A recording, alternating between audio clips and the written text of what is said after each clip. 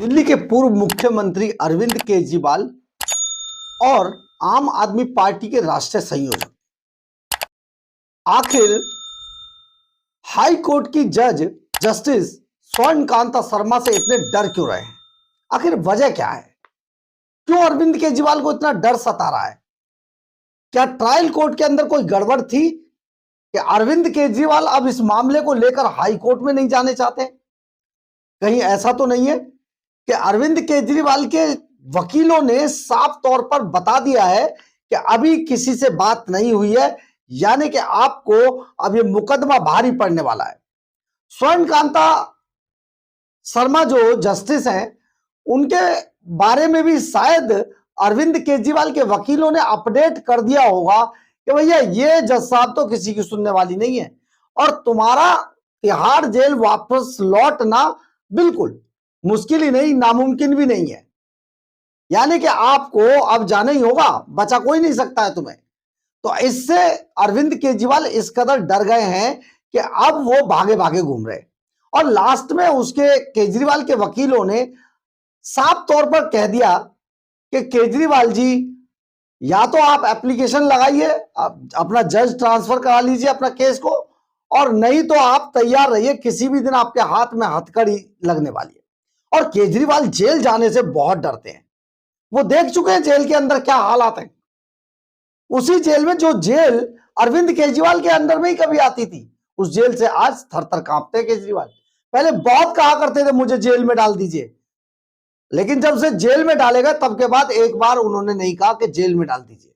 स्वर्णकांता Sharma, justice स्वर्णकांता Sharma के बारे में सोच सोचकर अरविंद केजरीवाल एंड कंपनी का वजन कम होता जा रहा है। इस कदर डरे हुए हैं, थर थर कांप रहे हैं कि न जाने क्या ऑर्डर आ जाएगा कि बस कहीं ऐसा ना हो वहीं से कस्टडी में ले ले और तुम्हें तिहाड़ जेल में भेज दें।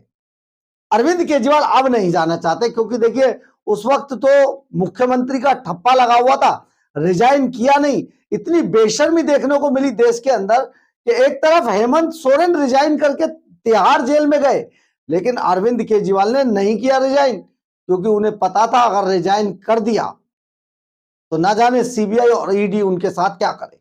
कम से कम सीएम का ठप्पा रहेगा तो प्रोटेक्शन तो बनी रहेगी। यही कारण था कि अरविंद केजरीवाल ने रिजाइन नहीं किया। लेकिन अब जब उनका मामला ट्रायल कोर्ट से बरी होकर अब हाई कोर्ट में आ गया है, तो केजरीवाल बुरी तरीके से डरे हुए हैं। उन्हें रातों को नींद नहीं आ रही है। क्या क्या हो रहा है आपको बताते हैं।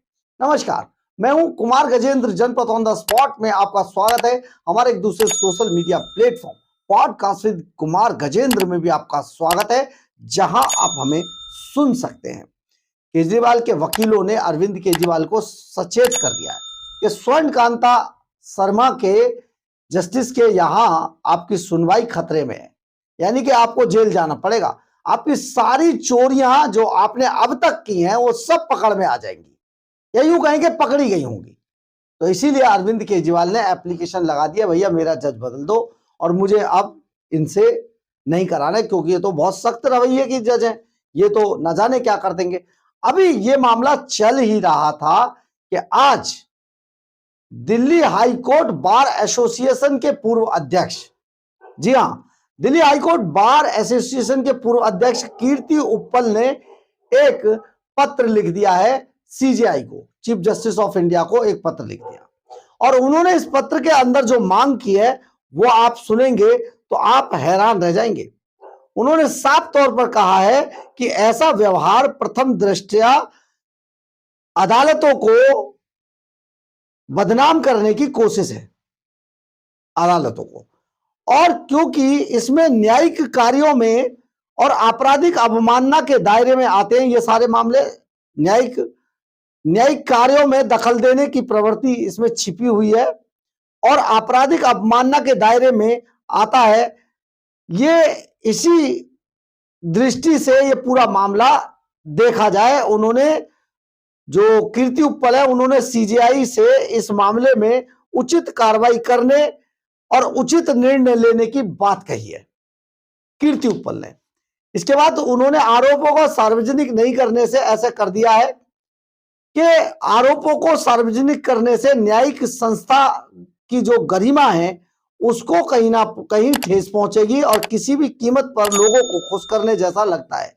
जैसे ये जो लेटर लिखा गया है कि कुछ लोगों को खुश करने के लिए उन्होंने ये काम किया है, खुश करने जैसा लगता है। उन्होंने कहा कि ऐसा व्यवहार प्रथम दृष्टया अदालतों को बदनाम करने की कोशिश जैसा है, इसलिए इस पूरे मामले में उचित कार्रवाई की जाए और उचित निर्णय लिया जाए। उन्होंने सीजेआई को साफ तौर पर अपने पत्र में कहा है। कीर्ति उपल है, दिल्ली हाईकोर्ट बार एसोसिएशन के पूर्व अध्यक्ष हैं, उन्होंने अब एक पत्र लिख दिया है और कीर्ति उपल ने कहा है कि सीजेआई पूरे मामले पर संज्ञान लेकर इस मामले में उचित कार्रवाई करे।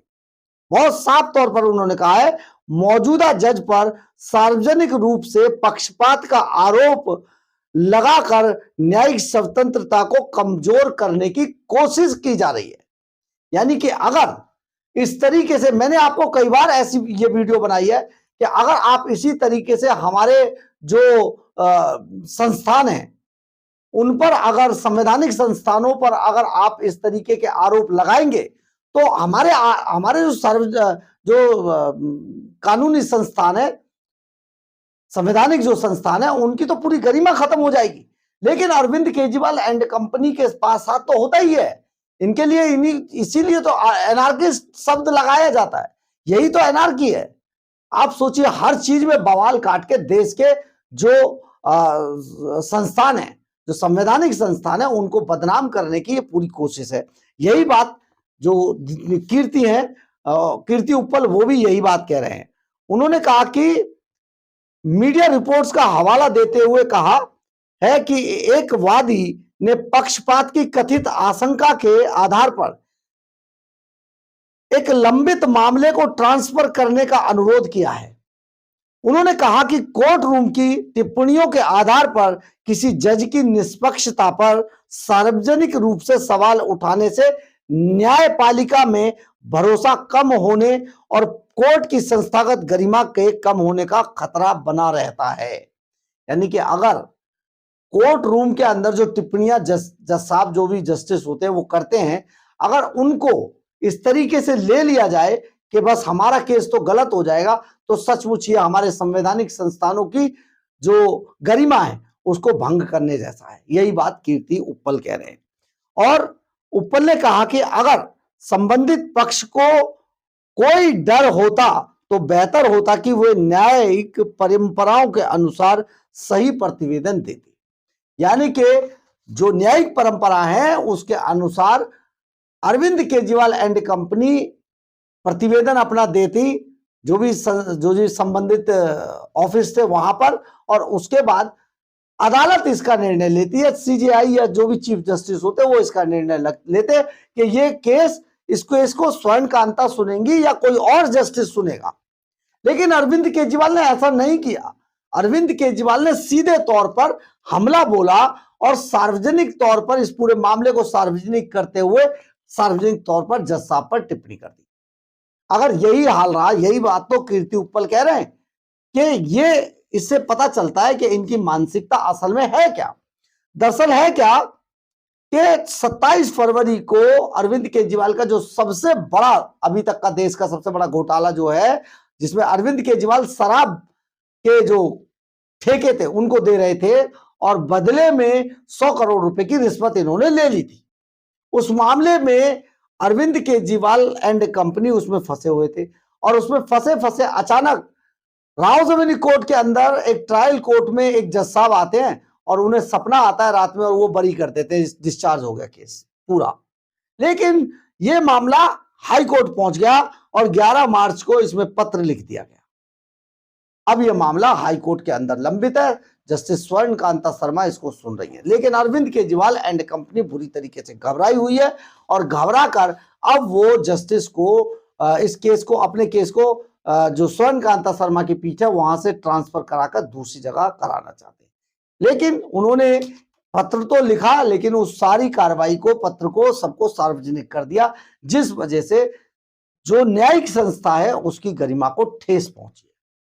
अब ये, क्योंकि ये अरविंद केजरीवाल एंड कंपनी, इनके बारे में तरह तरह की चर्चाएं हो रही हैं, ऐसे में अभी मामला बेहद गंभीर हो गया है और अभी न्यायिक प्रक्रिया किसी तरीके से इस मामले की सुनवाई और सीजेआई ये सुनवाई यहां करें या कहीं और करें, इस पर निर्णय ले रहे हैं। जल्दी निर्णय आएगा और आपको पता चलेगा कि अरविंद केजरीवाल एक बार फिर से बुरी तरीके से फंस चुके हैं।